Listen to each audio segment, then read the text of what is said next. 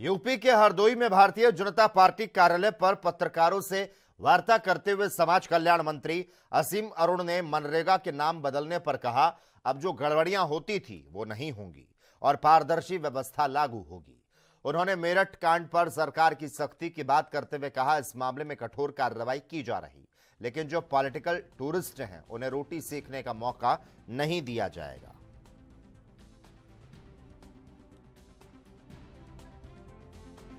SIR प्रक्रिया और मनरेगा का नाम बदले जाने को लेकर हरदोई में पत्रकारों से वार्ता करने पहुंचे यूपी के मंत्री और जिले के प्रभारी मंत्री असीम अरुण ने दोनों ही योजनाओं पर विस्तृत प्रकाश डाला। उन्होंने कहा कि जिस तरह से एसआईआर प्रक्रिया में पहले गड़बड़ी की गई थी और उसका लाभ अन्य लोगों ने लिया है, अब वो लाभ नहीं मिलेगा। जो मृत लोग हैं उनके वोट काटे जा रहे हैं, जो शिफ्टेड लोग हैं उनके वोट काटे जा रहे हैं और जो ट्रेस नहीं हो पा रहे हैं उनके वोट काटे जा रहे हैं। तो इसका लाभ भारतीय जनता पार्टी को मिलेगा और बड़े मार्जिन से भाजपा चुनाव में जीत दर्ज कराएगी। उन्होंने मनरेगा को भी बदले जाने की व्यवस्था पर जवाब देते हुए कहा कि मनरेगा का नाम जरूर बदला जा रहा है, इसमें तमाम खामियां थी। पहले मजदूर नहीं आते थे और उनका पैसा निकाला जाता था। इन सब व्यवस्थाओं में पारदर्शी व्यवस्था लागू की जा रही है, जिसके तहत काम किया जाएगा। उन्होंने मेरठ कांड को लेकर भी कहा कि मेरठ कांड पर सरकार गंभीर है।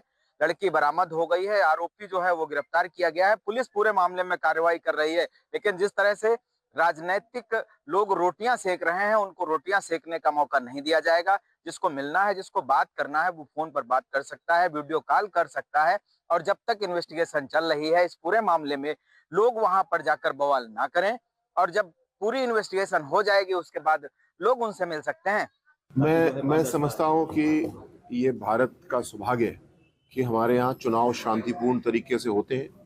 पार्टियां आती हैं जाती हैं, लेकिन बाबा साहब का दिया हुआ संविधान, उसकी ठोस व्यवस्था की सिवाय 1-2 साल 3 साल की जो इमरजेंसी थी, एक काला अध्याय था, उसके अतिरिक्त हमारे यहाँ सरकारें बहुत ही आसानी से बदल जाती हैं। अपने आसपास देखिए, दक्षिण एशिया में तो कोई भी राज्य देश नहीं है जहाँ पे आसानी से चुनाव हो पा रहे हो। मैं चुनाव आयोग को धन्यवाद देता हूँ और अपने पूरे प्रशासन पुलिस तंत्र को धन्यवाद देता हूं, जिसकी वजह से ये संभव हुआ।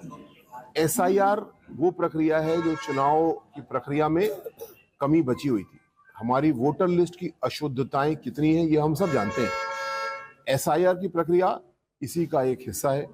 जो मृत वोटर हैं, शिफ्ट हो गए हैं या अनट्रेसेबल हैं, उनको हटाने का काम किया गया। चुनाव आयोग ने वो सूची नामवार बूथवार प्रकार। हरदोई से वीडियो जर्नलिस्ट मोहित के साथ मनोज तिवारी, एएनबी न्यूज।